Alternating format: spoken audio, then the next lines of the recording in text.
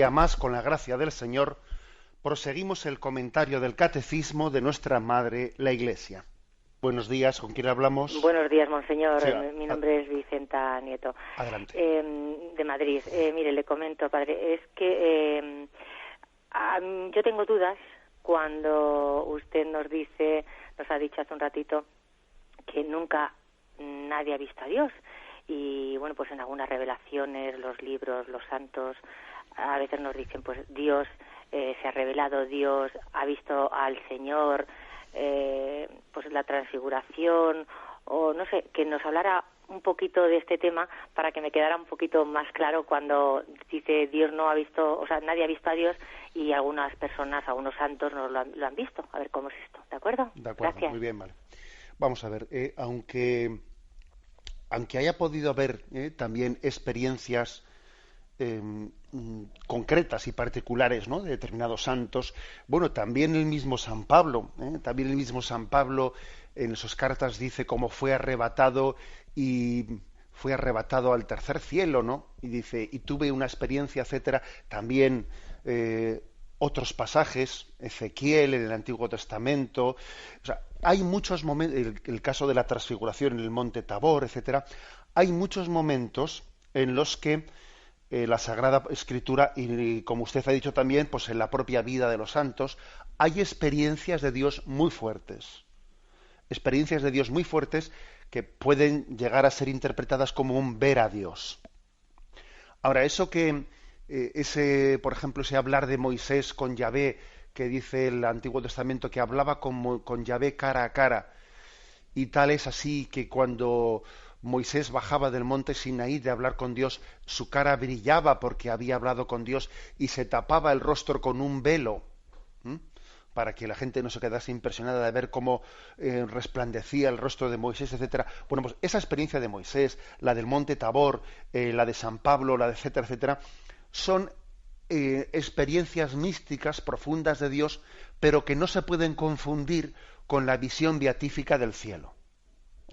La visión beatífica del cielo, el ver a Dios, es otro nivel, otro grado de la experiencia de Dios, que incluso aquí las experiencias místicas de los santos no llegan a la visión beatífica de Dios, que se tiene en el cielo. O sea, la experiencia del cielo es superior a la que han tenido aquí todos los santos en esos momentos tan fuertes que han tenido de experimentarle a Dios. Con lo cual también para nosotros es un gran consuelo, porque uno dice, fíjate tú, si yo leo la experiencia de Santa Teresa de Jesús, etcétera, etcétera, y si esto todavía no llega a la experiencia del cielo, ¿qué no será el encuentro con Dios? Bueno es también hacerse esa reflexión. Damos paso a un siguiente oyente. Buenos días. Hola, muy buenos días, monseñor. Adelante. Buenos días, muchísimas gracias, Yolanda de Zaragoza. Adelante, Yolanda. Mire, quisiera preguntarle, puede ser que vaya un poco al hilo del tema que está tratando hoy. Y bueno, en un libro que estoy leyendo, pues nos dice que la vida espiritual es importante recordar que la religión es un medio, no un fin, y que muchas veces nos quedamos en las normas, en las leyes, en las doctrinas, y se nos escapa un poco lo divino. Nos dice que divinizamos la seguridad personal y no somos capaces de ver a Dios en las dimensiones inhóspitas de la vida, que divinizamos la religión y por eso no lo vemos en donde no hay religión. Entonces, que atribuimos un género a Dios y se nos escapa la presencia en todas partes y en todas las personas. Entonces, quisiera un poquito que nos diera su opinión. De acuerdo. Muchísimas gracias, un fuerte abrazo. Bien, gracias a usted. Vamos a ver, ese tipo de expresiones pueden tener una parte de verdad, pero yo creo que nuestra cultura actual se está abusando de ese tipo de expresiones. Claro que es obvio que existe el riesgo de que uno se quede pues en las formulaciones, como por ejemplo hoy mismo ha dicho el catecismo, que ojo, que en el lenguaje de la fe no nos podemos quedar en las fórmulas, que de las fórmulas tenemos que pasar a la realidad, de las fórmulas, a la realidad, a la experiencia, ¿no? A la experiencia y a la conversión personal, al encuentro con el Dios vivo, que sería un error el decir, yo me quedo, me sé de memoria todas las formulaciones de la fe y sí, pero ojo, esas formulaciones tienen que ser, ¿no? Pues una son como el continente en el que se guarda un contenido, y el contenido es el Dios vivo con el que tú tienes que encontrarte, etcétera. Bien, eso, en ese sentido, ese tipo de expresiones como las que el oyente ha leído en ese libro son ciertas, ¿no? Pero yo creo que hoy en día hay una inflación muy grande diciendo, bueno, aquí lo importante no es la religión, lo importante es la espiritualidad. Las religiones todas son relativas. Oiga, vamos a ver, yo no acepto ese tipo de afirmaciones porque, en el fondo, cuando decimos que lo importante no es la religión, sino que son la espiritualidad, es como si estuviesen negando o olvidando que Dios se ha revelado por un conducto objetivo. Y ese conducto objetivo por el que se ha revelado es Jesucristo. Luego, la religión cristiana no es una construcción del hombre, sino que es un acontecimiento por el que Dios llega a nosotros. Y detrás de ese tipo de concepciones que dicen, bueno, aquí lo importante no es la religión, hay que prescindir más de la religión para llegar... No, perdone, el que dice ese tipo de cosas es que no se acaba de enterar de que la religión no es una construcción del hombre. La religión cristiana es un acontecimiento, una iniciativa de Dios que ha venido a nuestro encuentro, es una revelación objetiva. Luego, no es posible encontrarse con el Dios vivo al margen de la revelación que Él ha tenido en Jesucristo. Es una tendencia al subjetivismo que tenemos en nuestra cultura grande. O sea, luego, sí es cierta el primer factor que he dicho, que ojo con agarrarse a fórmulas y con un racionalismo que se piensa que por saberse de memoria, ¿no?, toda la teoría, no, uno puede saberse toda la teoría, pero en la práctica no estar convertido. Eso es verdad. Pero lo segundo es, ojo con pensar que la teoría en el fondo es construcción humana. No, perdón, esa teoría es una revelación de Dios. Dios nos ha revelado su camino de salvación. Luego, no relativicemos la revelación y la religión cristiana, que la revelación cristiana no es una construcción del hombre, sino que es Dios que sale a nuestro encuentro. Y eso de que en nuestra cultura actual se tienda a decir espiritualidad sí, religión no, eso es la nueva era. Ese es el puro subjetivismo y el relativismo que vivimos en nuestros días. Damos paso a un siguiente oyente. Buenos días. Hola, buenos días. Sí, soy Consuelo, de Madrid. Adelante. Yo es que tengo dificultades a veces cuando digo, por ejemplo, ¿qué haría Jesús en mi lugar?, ¿no?, que es una pregunta en algunas circunstancias.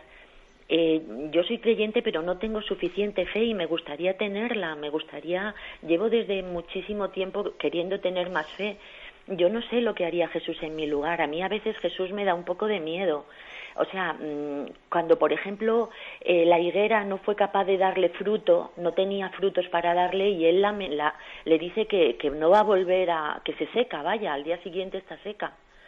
O cómo le echa la bronca a los discípulos, que después de todo, pues ellos le querían y hacían lo que podían. O como, no sé, en algunas circunstancias, ¿no? Por ejemplo, le echar a los mercaderes, podía haberlo dicho con otra suavidad. No sé, a mí me da... No acabo de entender yo esto. Uh-huh. Bien, vamos a ver. Yo creo que, en primer lugar, con respecto a lo que ha dicho, usted dice, yo quiero tener más fe. Sin duda alguna, ese es el camino de poder tenerla. Santo Tomás de Aquino dice, para poder tener más fe hay que tener hambre y sed de Dios. Y creo que usted la tiene, y por eso esté y permanezca abierta, que Dios le irá fortaleciendo la fe. Con respecto a esa especie de miedo ante Jesucristo, yo le diría, tenga usted confianza en la revelación. La revelación nos está hablando de lo que necesitamos y también, mire usted, pues yo creo que Dios tiene la pedagogía propia de, vuelvo al ejemplo de la familia. También en nuestra familia, al mismo tiempo que nos han dado una palabra de cariño, nos han dado un azote. Y el azote tiene la misma finalidad que el beso. Igual que el burrito se mueve por una parte, por atrás, por el palo, y por delante por la zanahoria. También así, por ejemplo, ¿no? Usted ha puesto ejemplos concretos. Pues igual que Jesucristo expulsa a los mercaderes del templo y hace aquel signo profético, Al mismo tiempo, cuando los apóstoles dicen, no nos han querido recibir, pedimos al cielo que envíe una lluvia de fuego y que acabe con estos que no han querido recibirnos. Pues Jesús les dice, mira, no sabéis de qué espíritu sois, ¿eh? Guarda tu espada, y etcétera, etcétera, etcétera.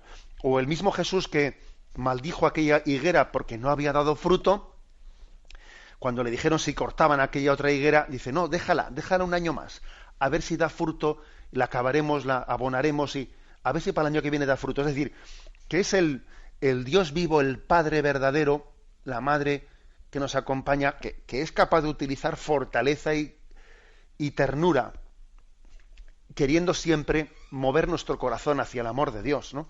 Luego, no le tenga usted miedo a la autoridad de Dios, porque en Dios autoridad y amor es lo mismo, como seguro que usted también lo hace con sus hijos, ¿eh? Que también usted con sus hijos, si usted es casada y tiene hijos, habrá utilizado, movida por el mismo amor, la autoridad, habrá utilizado y habrá pegado un golpe encima de la mesa cuando ha sido necesario, y habrá puesto una palabra de ternura cuando era necesario, ¿no? O sea, confíe en la revelación, que además es absolutamente complementaria en esas facetas que parecen contraponerse y lo que hacen es conjugarse.